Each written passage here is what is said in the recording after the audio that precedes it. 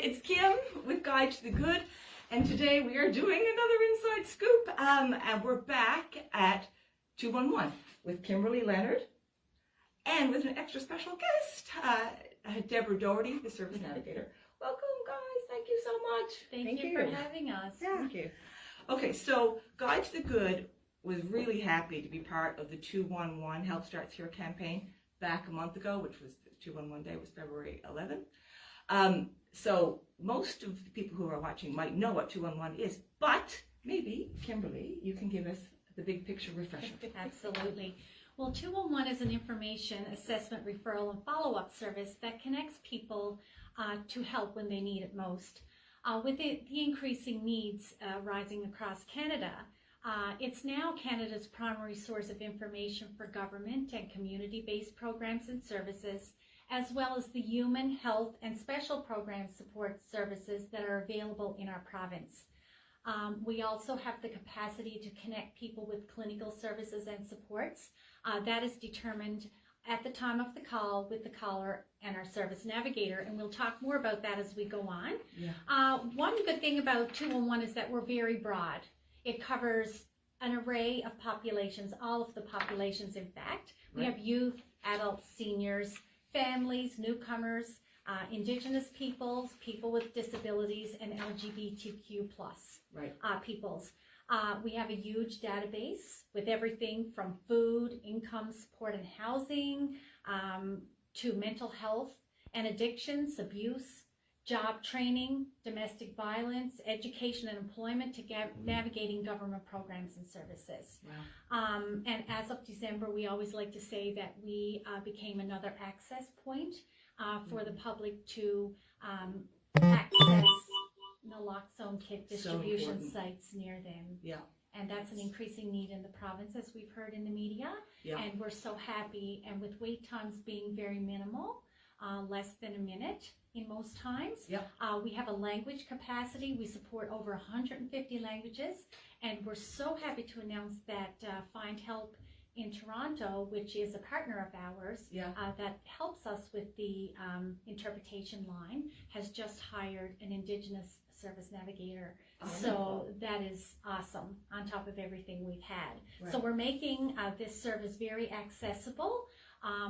We were the last province to join. Of course, we joined in October 2020. Right. And over the past couple of years, we've been working really hard to get the word out about 211 and let people in Newfoundland and Labrador know that it's such a valuable service, and they can call anytime. It's 24/7, 365 days a year, and they can access us by phone, chat, or the web, and they will always get a live voice. It won't always be Deborah, right? No, it won't always be me. And Deborah is our service navigator here in Newfoundland and Labrador. She is exceptional. Our intent today is to provide callers and people with an idea as what to expect when they call our service navigator, because they are highly trained and certified, and they are trained to get at the root of the problem. So they will listen, advocate, and assess, and connect them with the services they need. Oh, awesome. And we're so excited to hear Deborah's side of things today, because she's hands-on. She's the one with the wealth of knowledge, and she's so experienced. She's been at this for a number of years. And Deborah actually was working with Find Help in Toronto, so she has all this experience. So tell us a little bit about your background. Years here. But I've been working in information and referral for about almost 25 years now. It will be 25 years this October. It's been an incredible journey for sure. And I have been trained to help people who call in, just go through what they need, to assess what they may need, what they're looking for, and to ask some well-timed questions so that I can figure out if there's any underlying issues as well. We do ongoing professional training, and it's no two calls are the same, really. Right. So, we're a live voice. We're available 365 days a year, and 24/7. Wow. So it's amazing. So, okay, let's just sort of do one. So let's say I'm in need of information support, and I call 211. What happens? first logistics on your end of the call. So I'm calling. Okay, you're calling in. The first thing we do is we listen. Because obviously if you're calling into 211, you have a purpose. You're looking for something. You're either looking for help, you're looking for direction. So we listen to hear what you're looking for, what you're seeking at that time. And then, as I said, we start to assess the call. Mm-hmm. We start to ask questions. We start to go through what the caller may be going through at that point in time. Right. To see what resource, what information referral, what referrals would be best suited for this situation. Right. And even before that, so after I've pressed the 211, ring, ring, ring, ring, when the person answers the phone, like what do we expect here? We have, there's, how long would I expect? Honestly, we try to keep it down to about a minute. We don't want anybody waiting on hold because that defeats the purpose of having, a live voice on the other end. So we work very hard to make sure our queues are not too long, that we're able to get to the callers as quickly as possible. And when they call in, if there is a long wait More than your optimal, yeah. we give them the option of getting a call back, which is usually if they leave their number, they hang up, they say they want to call back. We go as soon as their place comes up in the queue, we go straight to them. Right. But generally, there is a queue for Newfoundland, and because we're part of an expansion team that allows us to operate 24/7, Deborah won't always get Be to the one. answer. Yeah. No. Because there's 7 working at the same time, Right. so there's a queue for Newfoundland. So whenever a service navigator is done with one call, they'll go right to the queue and take the next one in line. Yes. Right. So the wait times are minimal, and we pride ourselves on that. But in the event where there's 16 or 17 calls, say for example, at the same yes, time, absolutely. and they might go on a little bit longer, well, you will be placed in the queue. There may be a little bit of a wait, Mhm. but someone will come on and say, okay, you have this amount of time to wait, so would you like a call back, or would you like to continue to wait? So Yeah. we're still interacting Of course. with yes. the caller, Perfect so they sense. know. And it's the value of the human, Right. right? And Like, yes. yeah. And Especially it's still now. not a long time. No. Right? Overall, it's still not a long time. Like, you're not talking about hours or days. No. So, No, that's and the beauty of 211. That's the goal, is we want to get connected to people. We're a connector service. Yeah. That is the goal. We want to make that connection. And if you're calling in and you need service in another language, Yes. you need a translator. Yeah. We're pretty quick at getting you connected. We use the language line, which is the official language translation services of 211. Right. And we use that, and we're able to get people connected to an interpreter in under, say, 3 minutes. Wow. Deborah, can you explain? You had a call yesterday that someone needed interpretation services. Can you Yes. explain that? Well, we actually had a call from a newcomer to the country, to the province, from the Ukraine. And we were able to connect that person. They asked, I would like somebody who spoke Ukrainian or Russian. We were able to connect them with somebody who spoke Russian, work through the issues that they were having and the services that they were looking for, and get them connected. And it was all done, like the connection to the translator was done in under 3 minutes. Wow. So it's not a delay, and they felt more at ease speaking in their own language course. to look for services. I mean, you have to think, you're coming into a new country, a new province. Right. You don't know the area. You really don't know anybody sometimes. Yeah. So, And you need to be connected. right, and so with the interpretation services, so there was really a third-party call, so you were communicating to the Yes. interpreter, and can you just explain that a little It bit? takes a little bit longer because then you have a third person involved in the conversation. So then the interpreter would connect with the person. And just another side note, the interpretation service can actually call the caller back too if needed. Right. So it can be live, or it can call the caller back as well. Yeah. If they decide. It's so important because, AI is doing amazing things. Yes. But this is not that. These are human beings. Yes. Right? Yeah. So, and that's really Using the tools we have to get fundamental connected. right. Right. So it's wonderful. And people have to understand that this is such an invaluable service, and not everyone is aware that this is at their fingertips. Yeah. And all of it's free Yes. and confidential. Yeah. And service navigation side of things is phenomenal work in what they do. Yeah, let's do a specific example. Okay. First thing I need to say, my mom is great and she's fine. She's not tucked away. She's living her best life, with friends in a cool place. But let's say I am worried about an aging parent. Okay. And say I don't know what to do. I don't know what the problems. Perhaps they're having ailing health. Perhaps they're having mental health or physical health or whatever. And I don't know what to do. I don't know what the options are. And the parent, my parent, may not want to hear any of this. Oh, they may not. So I call you and I'm frustrated. What do I expect? How can you help me? Well, first we're going to have a conversation as to exactly what your mother's needs might be, things that she's already accessing, how aware of she is as to what's going on. And then we would take it from there. Like, it would come down to certain questions that I would have to ask you. Right. Does she have access to all the financial supports that she's eligible for? What is her living situation? Does she have in-home help?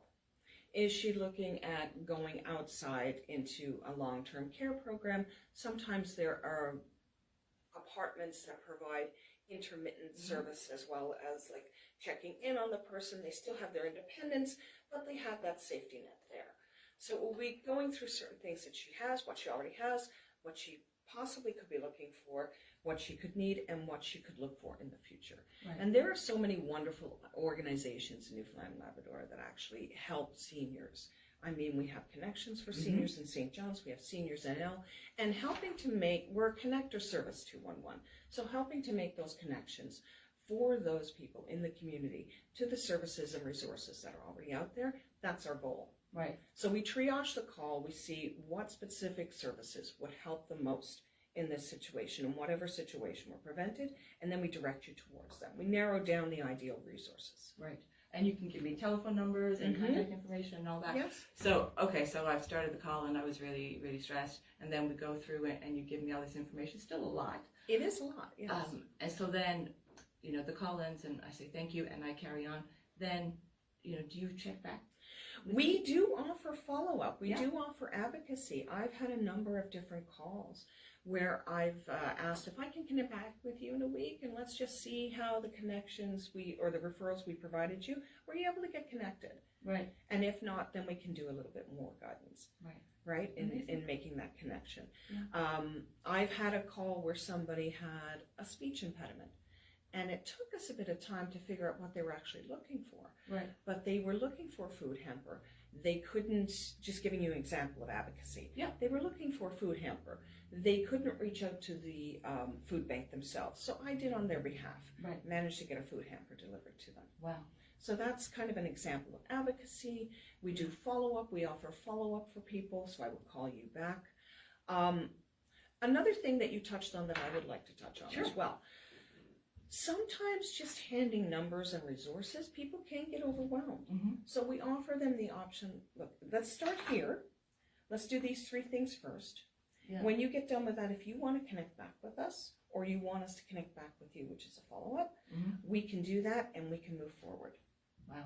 Right? Because you don't want to overwhelm the caller. They're already going through something. A lot of times it's very stressful out there. They're going through something emotional. You want to be able to help them get the resources they need, but also advocate for themselves if they can. Right. And the way to do that is to not overwhelm as well. Right. Yeah. To have the information, let's take a look at what your 4 top needs are right now. Wow. And then give you the information. If you need anything else, or if we can connect back with you, then it's like almost like an ongoing service.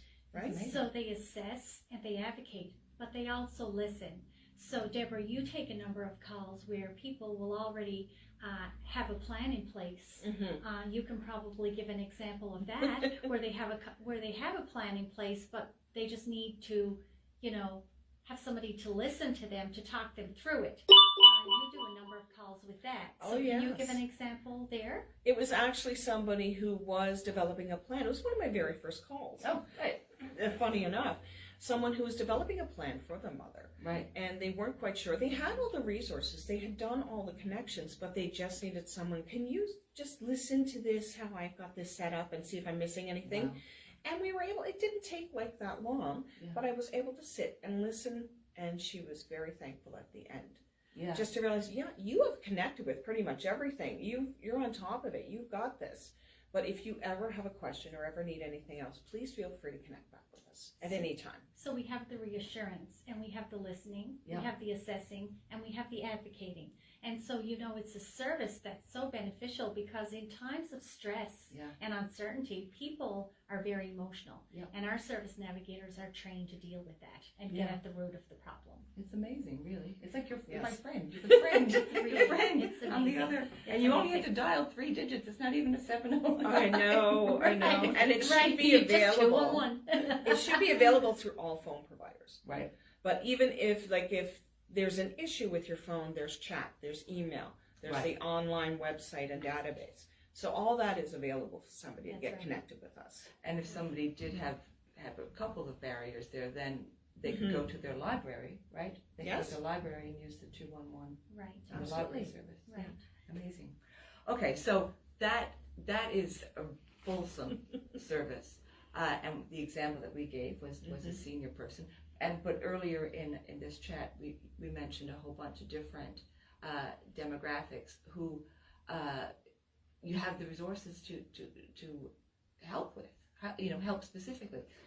I think we talked about some newcomers, so the language is there. Oh, yes. We talked about the indigenous, the new Right. indigenous person, which is in Toronto, but still. People who are deafened or hard of hearing. Right. Yes. Yeah. Youth. And what about, how does it work for youth? Well, for youth, we've received a number of different calls. 211 is open to everybody, all age, all genders. There's no barriers that way. And we've had youth call in, sometimes just looking for counseling, but they don't want to involve anybody in their family, which can be a delicate situation and requires strict confidentiality. But then you have this wonderful organization, Kids Help Phone, and it's available through text, and it's available through phone calls. They have a connection that they can make, right? So you can direct them towards that. Plus, we have wonderful organizations in Newfoundland and Labrador as well that can offer support. Right. And the service is confidential, and you can direct them towards that. But to realize and recognize that youth are calling 211 for guidance Yeah. is amazing. And I'm a former principal, so helping kids is part of what I is close to my heart. Right. And when I hear examples like this, I'm here. Well, 211 must be doing something right Yeah. to be able to direct and guide those children in the right direction. Yeah. And the more youth that we can get to call, or whoever's out there listening, it's an avenue where you can find help when you need it. Right. Mm-hmm. That's wonderful. And kids are facing challenges, and Oh, yes. people are facing challenges. Sometimes when Right. people are calling 211, they're in perhaps a vulnerable situation. How does that go? How do you deal with that? It would depend upon the situation. Our first step is to ensure that right now they are safe. Right. That's the immediate first step. Are you somewhere where you are safe? Do you need emergency services? Those are the types of questions we would ask. Mm-hmm. And if not, if they don't require that, if they did, we would hand them off to 911 and Right. emergency services and make sure that they were in a protected state. But And that is not just hang up and call 911. You No. actually, we can warm transfer to Right. 811, 911. Yeah. We can provide warm transfer. It's part of our advocacy service. Right. But if they're in a situation where they are safe, but they are facing, like, say, domestic violence, we can help them get connected to the services that are out there for them. Right. We can direct them towards a shelter. We can direct them towards one organization. Iris Kirby House is one. We can certainly guide them, right, to make those connections that can ensure their ongoing safety. Right.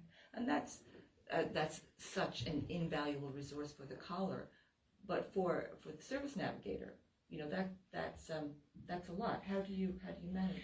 Well, not all calls are going to be easy. There's some that are going to be difficult. We rely on our training. Right. And it's ongoing professional training. We have specific training in mental health. 211 has also taken suicide calls. So we have the assist training that we do that helps us not only help the caller, but helps us process what we're dealing with when we take the call. Right. And we're fortunate to have that. It's always ongoing professional training with 211, and you keep going. Yeah. So you see the extent to what they go through. Yeah. You know, these service navigators, because we cover not just one area, but all areas, and we service the whole population. Yeah. So when I listen to some caller stories and examples, like when we chat, it's overwhelming, and it, you know, what they do. Yeah. Yeah. And that's why they have to be so highly trained and certified. Yeah. Their expertise is in service navigating. Wow. And they know how to do it well. Yes, and it can, thank you. It can be, you know, a draining job, but you have your coworkers you can debrief. You have your managers, your coordinators that you can talk to. Right. And these are experienced people who can help you work through anything that you might be facing on the phone. Right. So we have not only ourselves well trained, but we have an excellent team that we can rely on. Right. And that makes it And so this service is easy. nationwide. We're not just for Newfoundland. We're nationwide, so we're part of a big group. Yeah. And you know, so 211 across Canada speaks for itself. We just want everybody in Newfoundland and Labrador to know how it operates and that this service is there for them. So use it. Yeah. You know, use Absolutely. it to your advantage. We've talked about a lot of the sort of emotional and social supports, but there are other things as well. If you wanted to start a business. Right. Yes. Like, yeah. It's not always social services. Sometimes we have people calling in asking, you know, I want to start a business in Newfoundland and Labrador. How do I go about it?